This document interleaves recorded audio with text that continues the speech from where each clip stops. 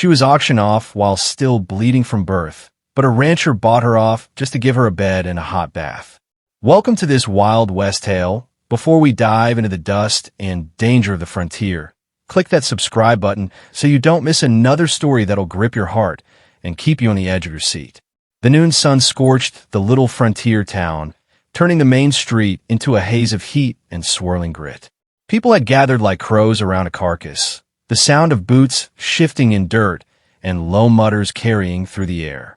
At the center of it all stood a rough wooden platform, not for speeches or celebrations, but for the buying and selling of lives.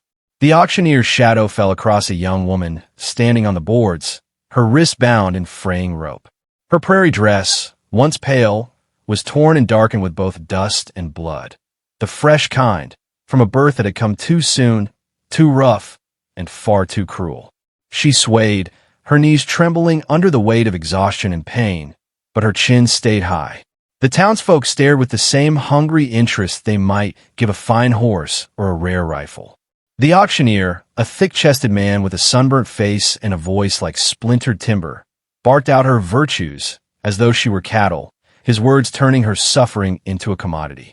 Every joke, every crude remark drew laughter from a few in the crowd, though others shifted uncomfortably, their eyes darting away.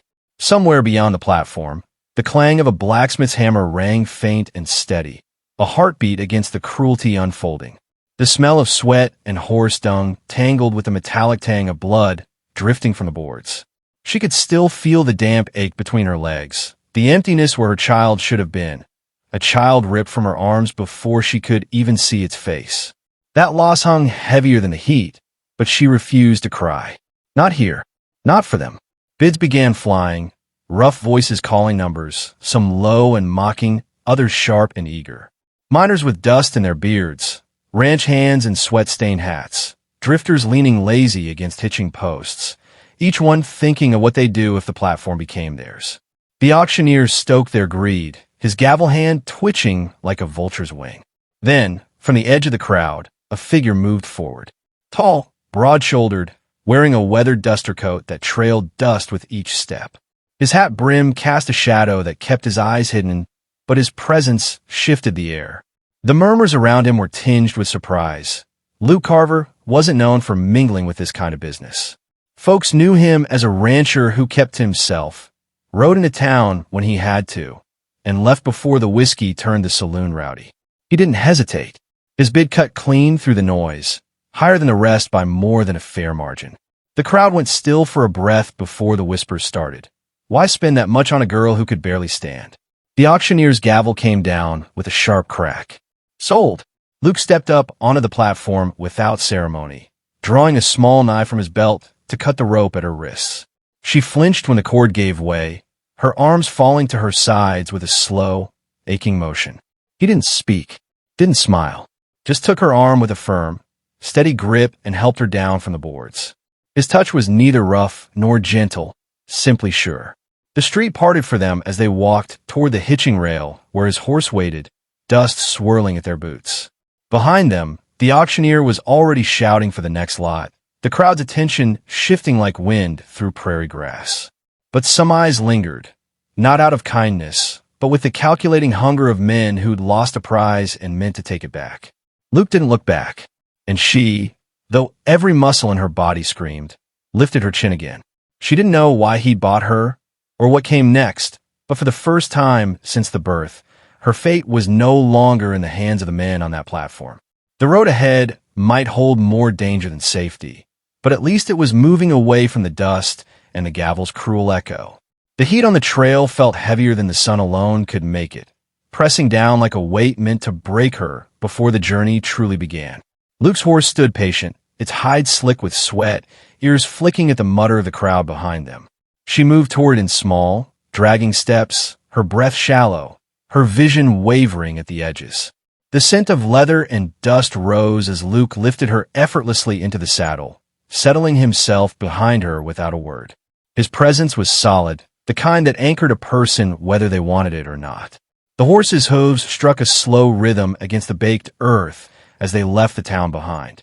The murmurs trailed after them like a shadow, low voices thick with suspicion, resentment, and something darker.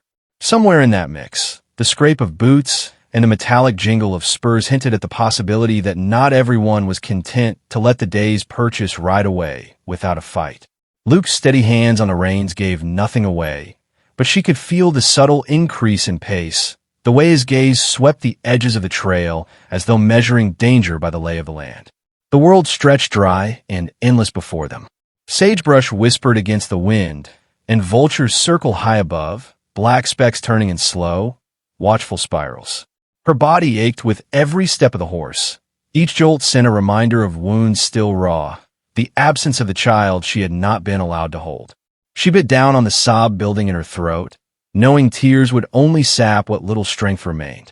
Luke stopped at a narrow bend where a creek broke the monotony of dust, its water cold and clean. He handed her his canteen, watching until she drank enough to color her lips again, then guided her back into the saddle without comment. The trail narrowed, twisting between low ridges. Distant hoofbeats echoed, a sound too steady to be the wind playing tricks. Luke's shoulders tightened beneath the coat, and the horse's ears pinned back. Without warning, he veered them off the main path, following a faint track worn by cattle drives years past. The air cooled in the shadow of the rocks, but the sense of being hunted clung to them until the sun dipped low, staining the land in gold and rust. Night found them at a rocky rise where a small fire burned low, casting its glow across her face. Luke had given her his bedroll, keeping his place by the flames with a rifle laid across his knees. She ate the bread he offered, the taste dry but welcome. Beyond the circle of light, the dark pressed close, carrying the restless shuffle of unseen creatures. Yet the only sound that kept her awake was the quiet, steady scrape of Luke's boots as he shifted his watch. He was a stranger, and yet every instinct told her the danger was no longer in the camp, but somewhere out there in the dark, waiting for the wrong moment to close in. The land opened wide beneath the pale morning light, stretching into rolling fields fenced with weathered rails and distant barns. The air was cooler here, carrying the scent of hay, horse sweat, and earth that had known years of hard work. The horse slowed under Luke's hand, hooves thudding softly against packed dirt as the ranch came into view. It was a place built for utility, not for show. Sturdy fences, a windmill creaking in the breeze, the main house standing square and solid against the open sky. She slid from the saddle with unsteady legs, the ground feeling strange under her feet after so many miles.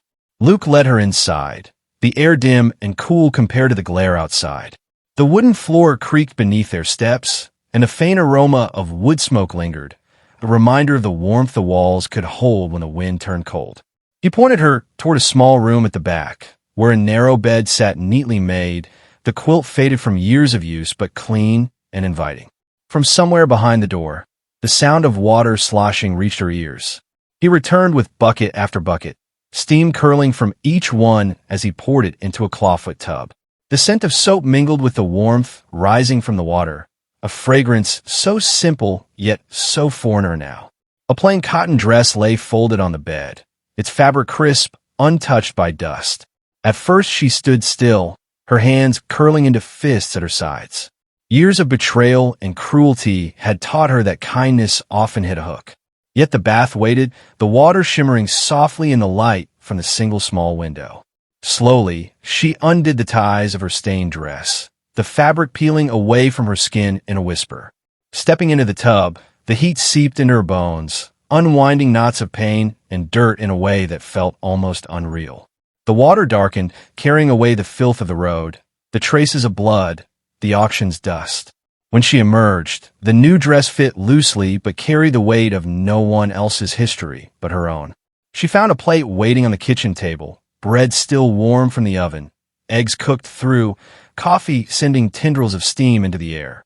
The first bite was almost overwhelming, each swallow waking a hunger she had ignored for days. Luke moved quietly around the room, tending to small chores, the rhythm of his work steady and unhurried. On the mantel above the fireplace, a small framed photograph caught her eye, a woman smiling gently, a baby in her arms. The image was worn at the edges, the glass smudged. Something in it explained more about the man than words could have. She looked away before he noticed. That night, the mattress beneath her felt strange in its softness. Outside the window, the low light of a lantern glowed from the barn, and the sound of measured footsteps came and went. Somewhere between exhaustion and sleep, she realized it was the first night in months she had not feared the darkness. The wind carried the scent of trouble before the riders appeared, dust rising on the horizon in a way that didn't belong to wandering cattle. The ranch had been quiet for weeks, its routine steady, the days marked by the rhythm of work and the slow return of her strength. Now the calm seemed fragile, like glass about to splinter. Hoofbeats rolled in steady and hard, the sound growing sharper until the men came into view. Faces she remembered from the auction, eyes holding the same greedy weight as the day she'd stood on the platform. They reined in at the edge of the yard, hands brushing near their holsters, their stares fixed on her with a familiarity that made the air feel colder. Luke stepped out from the shadow of the porch, his rifle angled across his chest, his stance deliberate and unyielding. The space between them was thin, heavy with the knowledge that someone would break it. She stood just inside the doorway, her pulse thundering, her body telling her to stay hidden. But she had been silent too many times before, and silence had never saved her. The words she forced out were steady, cutting through the charged stillness. She spoke of the things they had done before the auction, of the cruelty they tried to bury under dust and distance. The men's faces darkened, hands twitching toward their weapons. One moved first, steel flashing in the sun, but Luke was faster. The crack of the rifle split the air, sending the rest scattering, their shouts fading as their horses pounded away.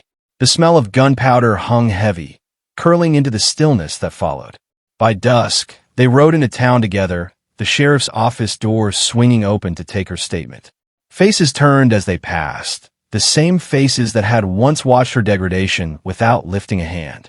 Now their eyes held something different, shame, perhaps, or the uneasy weight of witnessing a truth too stark to ignore.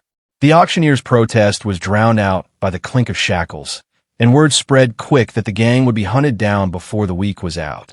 Back at the ranch, the land seemed to breathe again.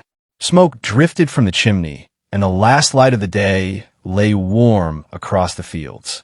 She worked alongside Luke in the fading glow, their movements unhurried, the quiet between them no longer hollow, but steady like the ground beneath their boots. The night settled deep and still, and for the first time in a long while, the dark felt like a place to rest instead of something to survive. Thank you for riding through this Wild West tale.